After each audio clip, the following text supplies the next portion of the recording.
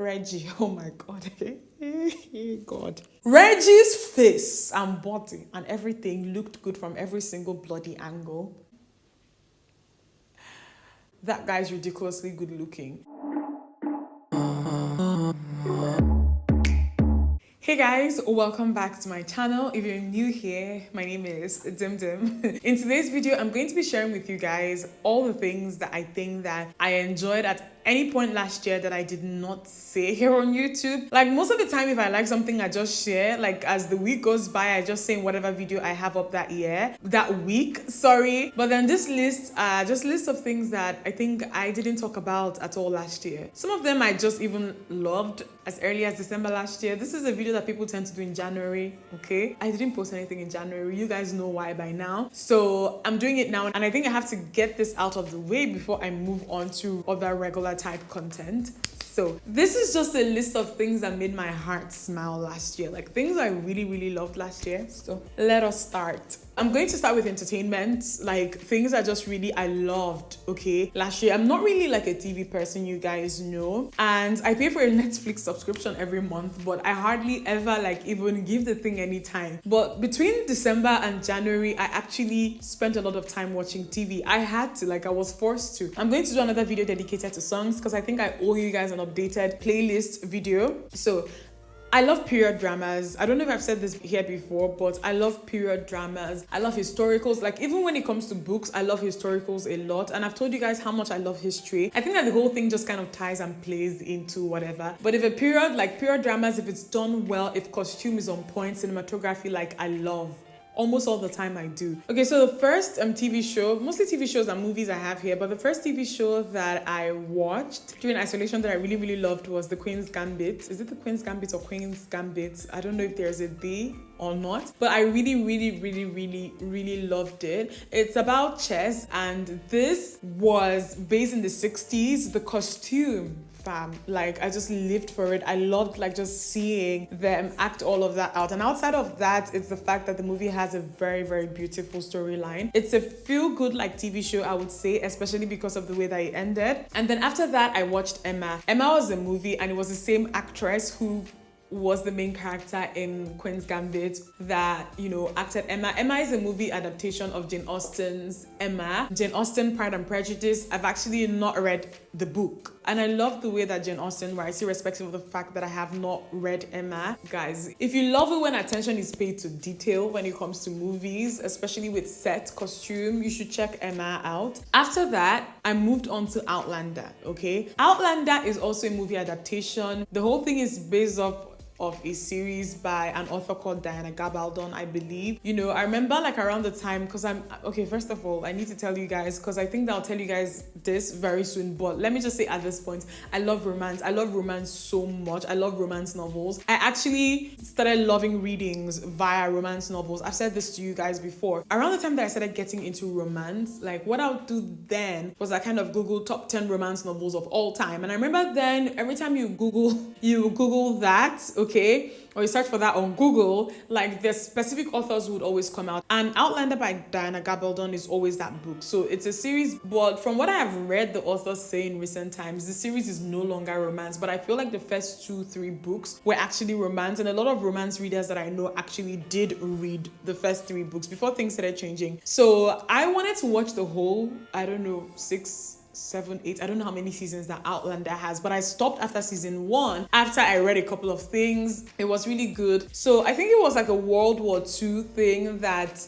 involved time traveling to the 1700s, I would say, just to give you guys some information, okay, details for anyone who's interested. So I think that the only reason why I decided not to watch subsequent seasons is because I think that rape was something that, like, it was just hanging over the heads of the main characters. Like, even through season 1, some characters barely survived rape. And then when I went online to read a couple of things, I realized that this is what viewers will actually have to battle with up until a point, and they even rape more people. I'm like, please, I'm not in the mood for this. Actually, when I was watching this, like, I was in such a weird mental space that I was like, which one is rape? But then the story in season 1 was so good. If you love period dramas and you're looking for something to just pass time with, the story is largely based in Scotland. You know, if you want to hear people talk with a Scottish accent, just try to figure out what life, or just understand what life was like for people at the time. All of this embedded into a very good story. Watch Outlander. If you start watching it and then you end up watching season 2 and 3 and hate it, please, Dimma did not send you. I just said season 1. And then Shonda Rhimes blessed us with Bridgerton on the 25th of December. That was the highlight of my whole December, I'm not going to lie. I watched it within a space of 2 days. Some people kind of watched, my sister binged, so my sister started it at night and she didn't sleep. I was so happy about the way that it was done. Like I told you guys, I've been reading romance since I was 13. So Julia Quinn is a very popular romance author. She's someone that you know. She's alongside like Judith McNaught, Lisa Kleypas. She's on that league. And this series that they've turned into a TV show now. I remember when Bridgerton came out, so I was like, should I go and read The Duke and I again before actually starting the show, just in case I've forgotten a couple of things? Because I realized I had to go back to my Amazon to actually check when I bought The Duke and I. And I bought The Duke and I in 2011. And that's about 10 years ago, actually now, counting from 2021 that I read that book. So a couple of things were still vague, but I kind of like largely remembered what the story was about. But very specific things about the characters I had forgotten. I had to go back and skim through after watching. I for sure knew that they changed things up. Of course, it was Shonda Rhimes. You know, she's going to give you guys a badass TV show, but she's going to have diversity. And I don't know why I was maybe worried about like them changing things up too much before the show actually was like released. But guys, all the changes that Shonda actually made to this, she made for the best. And I'm also going to tell you guys, when it comes to like romance authors being favorites, Julia Quinn is not really an author that I would consider a favorite, because I think that sometimes the pace of her stories tend to be a bit slow. Not like Lisa Kleypas or some people who was just like from the first page you're already very excited. I think that the pace for some of her books that I've read are a bit slow. So Shonda really did bring the magic into the show. I'm telling you guys, like I loved it. The costume, the cinematography, the way that they built the set up, all the changes that they made to the show, they made it for the good. But then again, like if you really loved the TV show, I would say that you should also read the books as well. Like her books are all like feel-good romance stories that all have happy endings. They're books that you would read to pass time. You should not be worried about anybody dying or anybody getting raped. They're good stories, like feel-good stories, I would say. And when I say feel-good, I mean like books that when you're done reading, you actually feel happy. They have a happy ending. You're not stressed. So yeah, Bridgerton was amazing. Like amazing. Shonda killed it. And Reggie, oh my god. God. I think that it's important I say before I move on that I don't think that in all my life I have seen a man as perfect looking as Reggie. I don't know what his surname is. But guys, Reggie is the guy that plays the Duke of Hastings. He is so good looking that I remember when I was watching that show that I was just like trying to see, you know, when the camera follows an actor, like different angles, they tend to look different depending on the angle of the camera. Reggie's face and body and everything looked good from every single bloody angle. That guy's ridiculously good looking. And it made my heart so happy to see the way his following just kept improving and increasing. Okay, immediately after the show aired, Bridgerton is so good and I cannot wait for season 2. I have this feeling that they might change the storyline of certain characters just to maybe add more diversity and inclusion, I would say. But I'm actually really excited to see what they do with the next season, okay? The next 3 things that I really want to talk about are food. These are things that I think I just sat down and I asked myself, and I think that I ate them more than I ate anything last year. From HSE Gourmet, I really love their beef pho, and considering how my throat and nose and certain body parts felt when I was sick last year, their beef pho, I actually ended up loving it a lot more. Like their beef pho is so good, so spicy. They can make the broth as hot as you like for you. And one thing again that I love from them is their seafood linguine. I've had seafood linguine, like I'm very passionate about pasta, you guys know. I've had pasta from all kinds of places, but then HSE's seafood linguine, they have a creamy base and they have tomato base. Like I think if you want to order, they will actually ask you what type of base you want the pasta to come in, which is not what a lot of restaurants do actually. The creamy base is what I always go for, and HSE's seafood linguine is perfect. And then one last thing that I just live for, that I love, and I it. A lot, I would say, is Cafeteria NG's pesto sandwich. Melt sandwich. I don't know what it's called. I'm going to leave the name out on the screen. But guys, it's like a prawn pesto. It is so good. You can get it with a salad or you can get it with fries, but it is so freaking good. Amazing. Okay. I actually forgot. One of the TV shows that I really love, the documentary, is The World's Extraordinary Homes on Netflix. Guys, if you love interior design like I do, if you love houses like I do, like, that show is so good. Like, some of the houses were just orgasmic. Like, every single time that they will walk into some houses, I'll just gasp. There are certain episodes, Chidinma. The episodes that I really loved, especially from season 2 of The World's Extraordinary Homes, were Spain, Norway, and Israel. Guys, after watching the episode on Norway, like, I was so ready to move to Norway and marry somebody in Norway and build a house in Norway. That's how much I love that particular episode. Guys, if you're very big on interior design and you love just looking at houses, if you love like homes, check out The World's Extraordinary Homes. You're going to love it. I'm telling you. One thing that I also really loved last year, I'm sure that some of you were like, she didn't mention this, when I was talking about food that I'd order from restaurants last year, is a snack that like is a snack that I actually didn't order from restaurants. I think that's the reason why I didn't group it into that category. It's a snack called popcorners, and the white cheddar flavor, I believe the blue one, bro. It has about 120 calories, so it's not like an unhealthy snack to munch on. The taste of this thing is divine, I would say. Like, I loved it so much that I had to go out at a point last year and buy a carton because I was tired of buying it in individual packs. Popcorners at thebomb.com. The blue ones, the best. I'm telling you guys, the best. One thing that also really stood out to me is this product from a Nigerian brand. This one is Flawless IV, and this is their concealer. You guys know that my go-to concealer here, I actually have found with time that I have better luck most of the time with cheap concealers than I do with very high-end expensive concealers. The only high-end concealer that I would say that I used heavily at a point that I really liked was NARS Radiant Creamy Concealer, but the problem I had with that particular concealer is that I'm in between shades. Like, when it comes to highlighting, I don't know, it's just very weird. So I kind of switched from that to Colourpop, and I've been using Colourpop for the past 2 years. But then Colourpop, you have to order from them, and shipping to Nigeria takes about a month, I would say, which is like long. And I found this concealer that I really like from a Nigerian brand. This is Flawless IV, and this is a liquid concealer slash highlight. I think it's the same thing because I had it in this packaging. This one broke, and I ordered a new one and it came in this new packaging. The names are also slightly different. So I think the old name is their liquid concealer slash highlight. Now it's called their camouflage high coverage concealer, last 12 hours Flawless IV. I'm in the shade 4.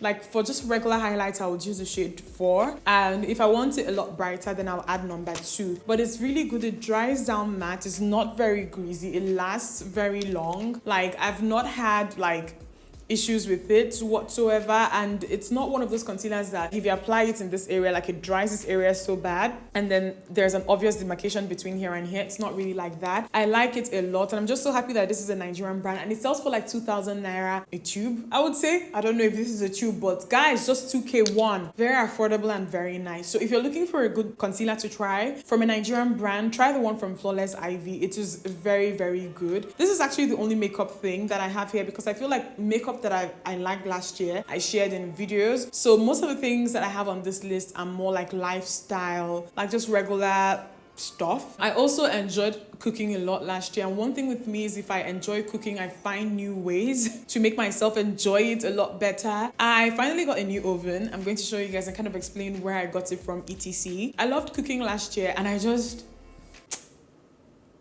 don't know, it was one of those things that I don't know, I would do, and it was just very rewarding. I'm not going to turn into a food blogger or start giving you people recipes, but I have very good Nigerian food bloggers that I follow, and I'm going to share their details if you would like. I'll share my favorite Nigerian food bloggers details in the description box. Check them out. These women, they are doing the Lord's work. So I'm almost done. I have 2 more things to share with you guys. First one would be online banks. Guys, I actually enjoyed 3 online banks last year. Or one of them is actually not even an online bank, I would say, because they have physical branches. But I just really loved banks that just made a lot of things about banking easier.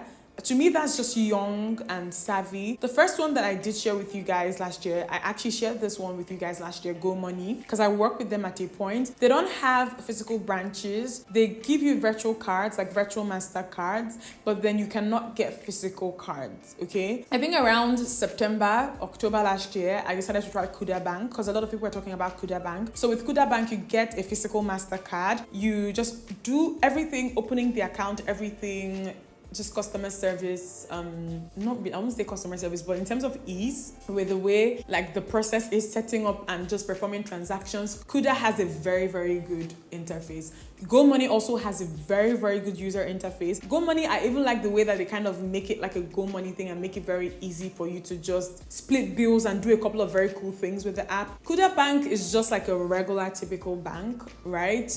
That you can do a couple of things with, but more than anything, I like the interface as well, and they give you a physical card. The only thing I would say that I don't really like about Kuda right now is that you cannot call the bank if you have an issue. You just have to send an email or do like instant text messaging within the app. I feel like where money is concerned, it's always easier to talk to someone. I think it's the same thing with Go Money as well. You can only send emails, yeah, and do instant messaging. So with Kuda and Go Money is the same thing. I have a transaction that failed that I'm trying to resolve with Kuda, for example, right now, and I can't call them. I'm just waiting for them to reply my email. And I'm someone who prefers to talk. Like, I want to explain things to you and not wait texting. But then all in all, like, I've not had any major issues with both Kuda and Go Money. Like, in terms of performing like transactions, like it's actually very easy. And the fact that I don't have to leave my house and go queue up somewhere to collect a card, that to me is like a dream come true. The last one is Standard Chartered Bank. They have branches all over Lagos here. I have an account with them now and I have a card, and I never went into the branch to do anything. Like, they give you a Visa Gold card. Like, you literally open your account on the app, upgrade it on the app. They have your card delivered to your address. You activate it yourself. I love it when banks understand that this is 2021 and 2020 when all of this was happening. So these three banks that kind of made like performing online transactions and opening online accounts easy, these three banks like I really, really loved last year. And then the last thing, I've shared this a couple of times on YouTube, but never really talked about it in depth. And I've also talked about it on a post, or I also talked about it in a post that I shared on Instagram sometime late last year. Is White and Bray yogurts. Guys, their yogurts are amazing. I'm just saying it here so that you guys will know. Their website is very good. Packaging, very good. Like, some of those products that you hold it up and you're proud to tell somebody that this is Nigerian.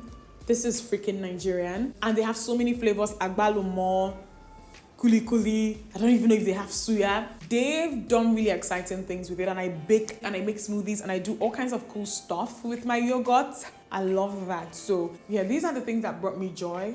And lastly, guys, I can't believe I almost forgot this. Like, I brought it out on the table. I was about to tell you guys bye, and I realized that I haven't spoken about this yet. By the way, none of the things that I'm talking about or mentioning in this video have been sponsored or paid for. These are all my personal like opinion. You guys know me by now. So if I'm telling you guys that I love something, I really love that thing, okay? I really love it and I have used it. So these two things, I hope you guys can see from Dettol. There's barely anything left in this one. So this is the antibacterial all-in-one disinfectant spray, and it says kills 99.9% of bacteria and viruses. I love to use this like when I go out or when I do anything, because I disinfect quite often. If I come back from the grocery store, I spray this all over my stuff and I wipe it down. If people come to my house, leave, whatever, I go come in, I spray this on my door handles and I wipe them down. And then I always have this in my handbag. I just use this to wipe my hands and just wipe things down as well. I just wanted to share this because they are not really like ridiculously expensive. I remember one time I went to Ebano last year and I saw Clorox wipes. I think they are called Clorox wipes for 23,000. I'm like, are you people okay? What's going on here? Which didn't make any sense to me. So around the time that the pandemic first started, there was these type of things like wipes, sprays were kind of very scarce. I think that these are made in the UK, but they are very, very much available here in Lagos, Nigeria. I think that Dettol has a very strong presence in Africa. So when their products come in here, like retailers are not selling them for a very ridiculous amount of money. More than anything, Dettol themselves themselves are actually supplying to retailers. So retailers are not acquiring it themselves and putting like very high margin. So these two are not very expensive at all. I think that this is like under 5k and you actually get a lot in here. And this is under 1k, highest under 1005. So I hope you guys enjoyed this video. I'm going to put links for things that I think you guys are going to like links for in the description box. Give this video a thumbs up if you liked it and subscribe to me if you're not yet subscribed. I'll see you guys in my next one. Mwah.